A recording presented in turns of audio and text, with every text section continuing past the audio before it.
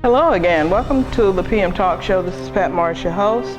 We're on beautiful Miller Lake, and as always, we're bringing information to you that's knowledgeable for you.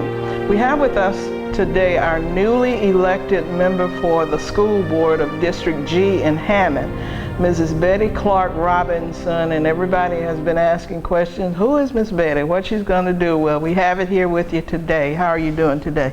I'm doing fine. Good, good. We're glad to have you, and we want to congratulate you on your win. And we know that you're coming on and you're going to be doing great things for the children of Tangipahoa Parish. So I think the first thing I want to ask you about is, who is Betty Clark Robinson? A lifelong resident of Tangipahoa Parish. I was educated in the schools of Tangipahoa Parish. After finishing high school in Tangipahoa, I went to Baton Rouge, attended Southern University. I received a BA degree from Southern University. After several years, I went back and received a master's degree from Southern University in Baton Rouge. I have 36 active years of teaching in the school of Tangipahoa Parish. I retired, and I still worked until I was elected to this position as a substitute teacher in Tangipahoa Parish. Okay, so you have a total of about 56 years in education in just this school system, right? Right. Okay, so you know a lot about the problems that we're having now, and one of the things that struck me, and we'll get back to why you decided to run, in your commercial that you did, and the one thing that got a lot of attention was the fact that you said, we need a voice for our children, and at the end you said, a voice for our children, and the emphasis was in the right place. So what caused you to want to run for this position? Well, as I went from school to school substituting, I saw quite a few problems, and I said something could be done to stop those problems, or correct the problems rather. Mm-hmm. And after several people in the community asked me to run for this position, I said no at first, and then I said I need to pray and talk to my children about running for this position. Mm-hmm. So I did. I pondered over the position for quite a while, and they kept asking me, so I said I would give it a try. Okay, and as a result, you were victorious.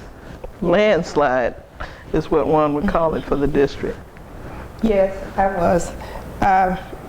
In campaigning, I campaigned very hard. I had quite a few strong backers, and at the end I was victorious because I came out with 250 votes above my opponent.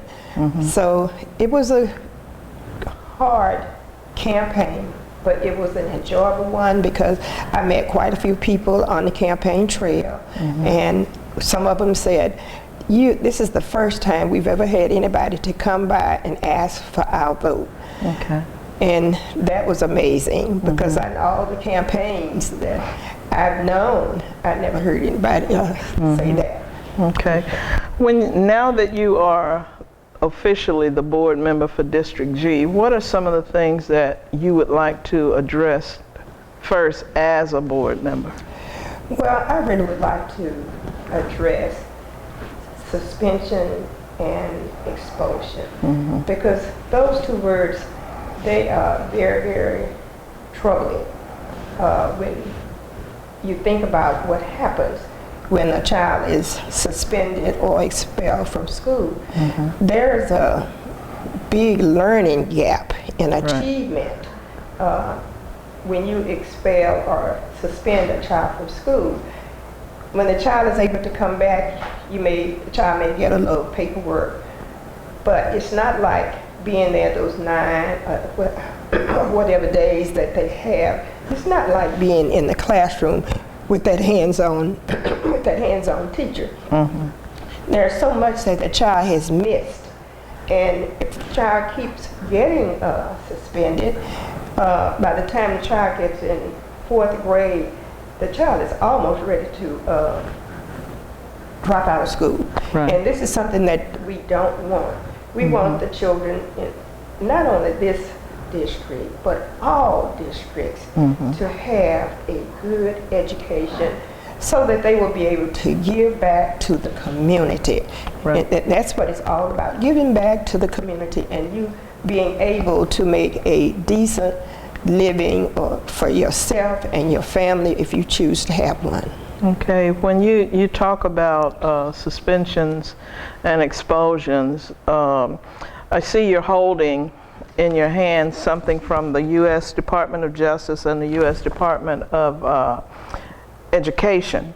And these are the guidelines that public schools and elementary and secondary schools are supposed to follow to make sure that a child's due process rights or any other rights are not violated. And your first official board, at your first official board meeting, you brought up the question of having suspensions and expulsions rather, put back on the agenda so that it can be discussed in a committee meeting and then propose any changes to the full board for voting. Why was that so important to you? And I know what you just said, but coming out, one would think, well, we're not going to say this, we're not going to mess with this right now, but you did. Well, when I saw the young man get up, and I saw the expulsion and suspension on the screen, I've always thought about those two words. And as I said, those two words trouble me for the students in Tangipahoa Parish. And then I was told that they would put it on the agenda. Well, the last one, it was on the agenda, but we didn't have an opportunity to go into a discussion of the expulsion and suspension. And as I had read in the big handbook, the first statement in the big handbook was it was a gray area for me. Because when I look at that gray area, I say anything that a child does, if he sneezed loud, that child probably could be suspended. Right. So that's why I said it's a gray area for me. And I do feel that the entire handbook on suspension and expulsion, it should be looked at and dealt with so that all children would get a fair chance. Right.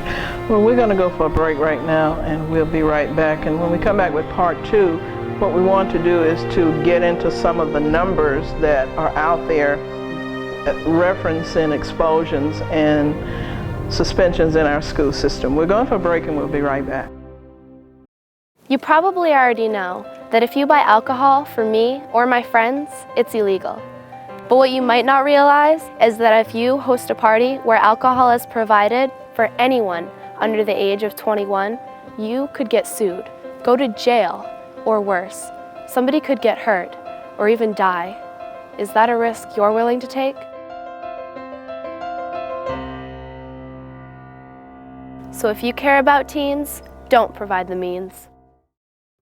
Welcome back to the PM Talk Show. This is Pat Marsh, your host, and we have with us a special guest today, newly elected board member for District G in Hammond, Mrs. Betty Clark Robinson. During the first half of the program, we were talking about her plan to see new policies in place for suspensions and expulsions for our children.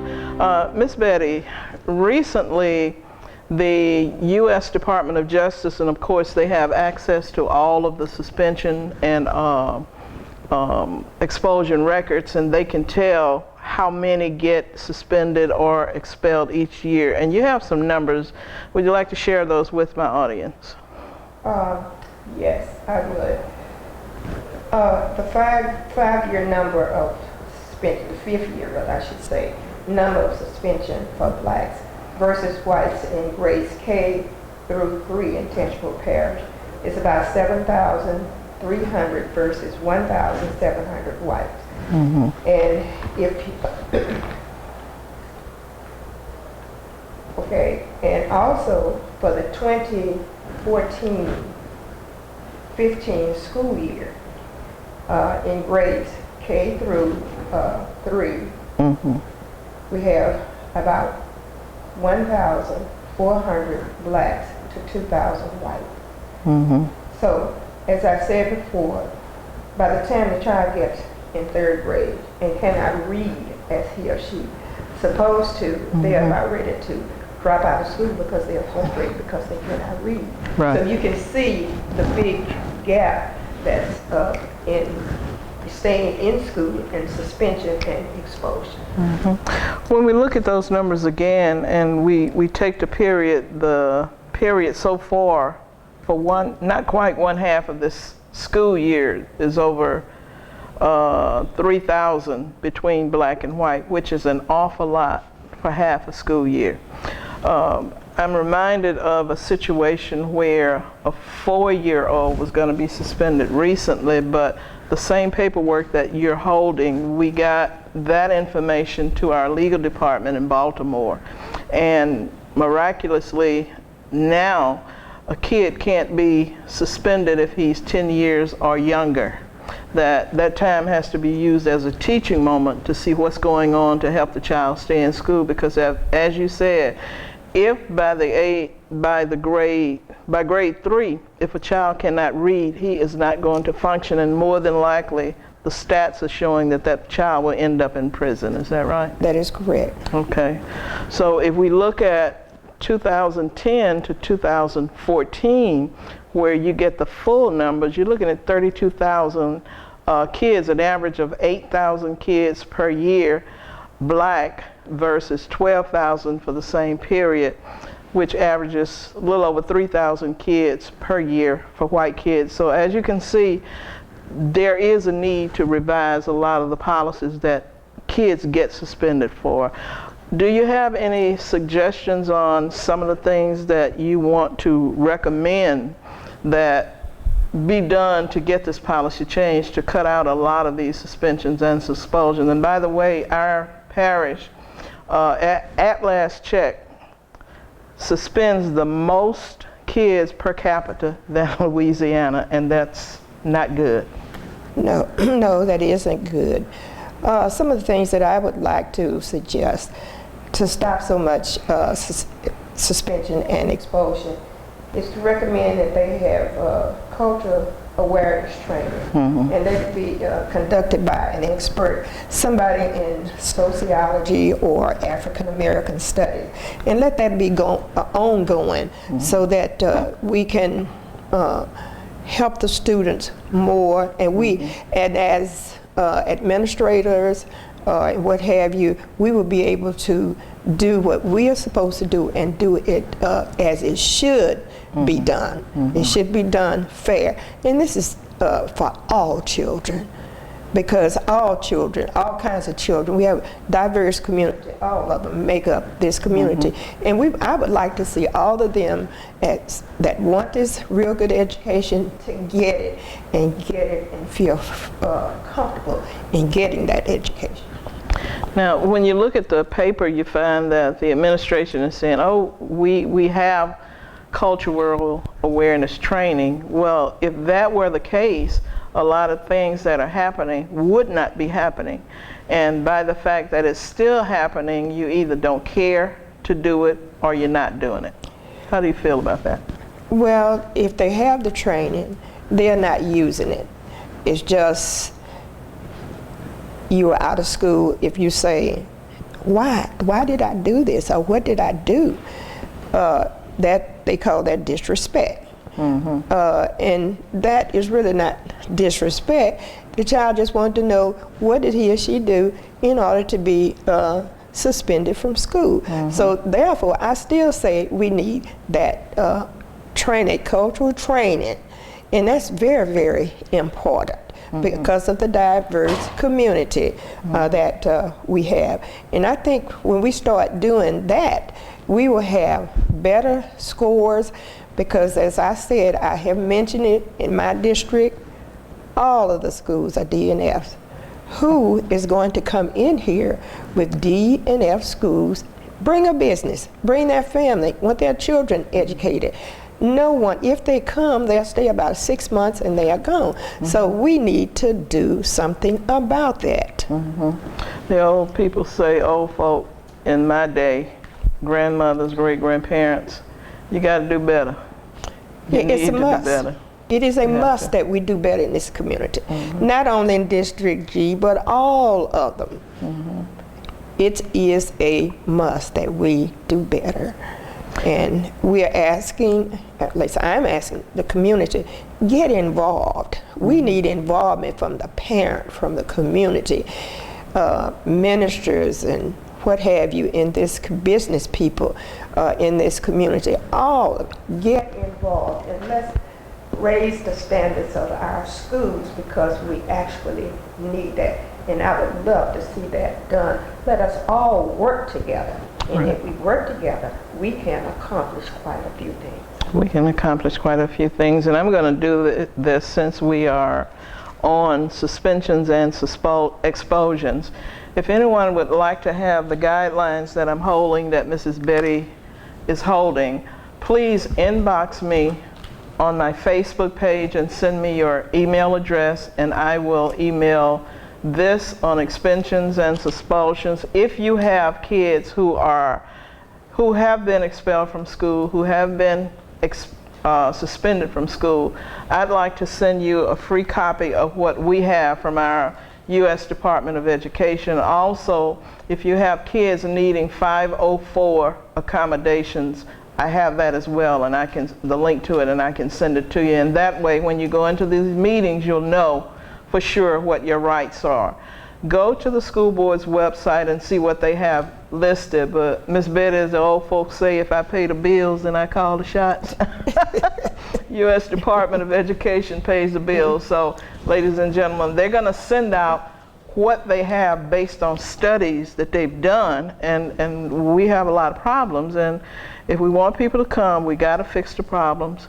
We got to give our kids an equitable education, and I am so glad that you have been elected. We're thankful for the other board members who served, but you came out speaking a voice for our children because they cannot advocate for themselves. So do you have any closing comments that you'd like to say? In closing, I thank the people in District G for voting me and have the confidence in me that I will do the right thing, which I will do the right thing to the very best of my ability, and I ask that you back me in doing what is supposed to be done. I thank you, and I also thank Ms. Pat Morris for inviting me on her show. Sure, and we'll be bringing you back. Don't worry. But the voice for our children is what she has coined. So anything that you want to say to her, we'll have her contact information on the screen, and we want to thank you, Miss Betty, for coming and being with us, and you will be back. Well, this is Pat Morris, your host, saying we appreciate your continuing to join us to find out what's going on in the schools in Tangipahoa Parish and other things of interest that you may want to know about. Please continue to join us. Share the link with your friends. Get the word out that there's a new voice in the community for the children, and along with the others is Miss Betty Clark Robinson, and we look forward to a good working relationship. Remember that knowledge is powerful. It does matter.